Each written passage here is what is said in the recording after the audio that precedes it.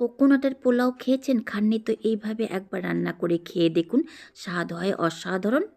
এই পোলাও তৈরি করার জন্য বাসমতি চালকে 1 ঘন্টা আগেই ভালো করে ধুয়ে রেস্টে রেখে দিয়েছিলাম। রান্না করার জন্য কড়াইকে গরম করে দিতে হবে ঘি। আপনি সাদা তেলও দিতে পারেন। গরম ঘিয়ের উপরে কাজু দিয়ে হালকা করে নেড়েচেড়ে ভেজে নিতে হবে। ফ্লেমকে রাখতে হবে লো মিডিয়াম। 2 মিনিট মতো নেড়েচেড়ে ভেজে নেওয়ার পর দিতে হবে 1 টেবিল স্পুন কিশমিশ। কাজু কিশমিশের পরিমাণটা আপনি এর থেকে বেশিও দিতে পারেন। মিশিয়ে নিয়ে গোল্ডেন ব্রাউন হওয়া পর্যন্ত ভেজে নিতে হবে। 1 মিনিট নেড়েচেড়ে ভাজলেই গোল্ডেন ব্রাউন হওয়া পর্যন্ত ভাজা হয়ে যাবে, বের করে নিতে হবে।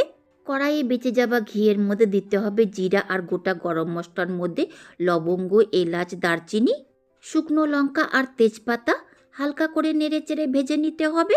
খুব ভালো গন্ধ বেরোলেই এর মধ্যে দিতে হবে ধুয়ে নেওয়া বাসমতি চাল। ফ্লেমকে লো মিডিয়াম রাখতে হবে। ভালো করে মিশিয়ে নিয়ে 5 থেকে 6 মিনিট প্রথমে ভেজে নিতে হবে। হালকা লালচে হওয়া পর্যন্ত ভাজা হয়ে গেছে।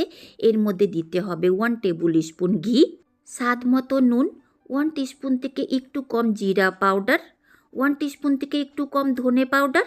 আমি 300 গ্রাম বাসমতি চাল নিয়েছিলাম, সেই পরিমাণ মতো মশলা দিয়েছি। মিশিয়ে নিয়ে আরও 2 মিনিট মতো ভেজে নিয়েছি। এর মধ্যে দেব 1 ইঞ্চি গ্রেট করা আদা আর 1/2 কাপ কোরানো নারকেল ছড়িয়ে দিতে হবে। ভালো করে মিশিয়ে নিয়ে আরও 2 থেকে 3 মিনিট ভেজে নিতে হবে। কড়াইয়ে চাল দেওয়ার সময় নারকেল কোড়া দেবেন না, ভাজতে ভাজতে পুড়ে যেতে পারে। শেষে ভেজে নেওয়া কাজু কিশমিশ দিয়ে ভালো করে মিশিয়ে নিতে হবে।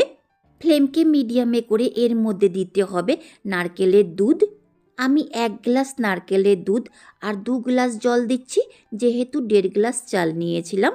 আপনি জলের বদলে সম্পূর্ণটা নারকেলের দুধই দিতে পারেন বা গরুর দুধকে পাতলা করে দিলেও হবে। তারপর দেব 5টা চেরা কাঁচা লঙ্কা, 1/2 টিস্পুন গরম মশলা, ভালো করে মিশিয়ে নিয়ে দেব আরও 1/2 কাপ কোরানো নারকেল। ঢাকা দিয়ে রান্না করব। 2 থেকে 3 মিনিটের পর ঢাকাটা সরিয়ে ভালো করে নেড়েচেড়ে মিশিয়ে দেব।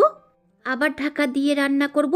6 থেকে 7 মিনিটের পর ঢাকাটা সরিয়ে দিয়ে হালকা হাতে নেড়েচেড়ে মিশিয়ে দিতে হবে, যেন চালগুলো ভেঙে না যায়।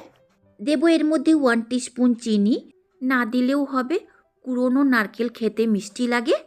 নামাবার আগে 1 টিস্পুন ঘি দিয়ে ভালো করে নেড়েচেড়ে মিশিয়ে নিয়ে ওভেনকে অফ করে 10 মিনিট মতো রেস্টে রাখতে হবে।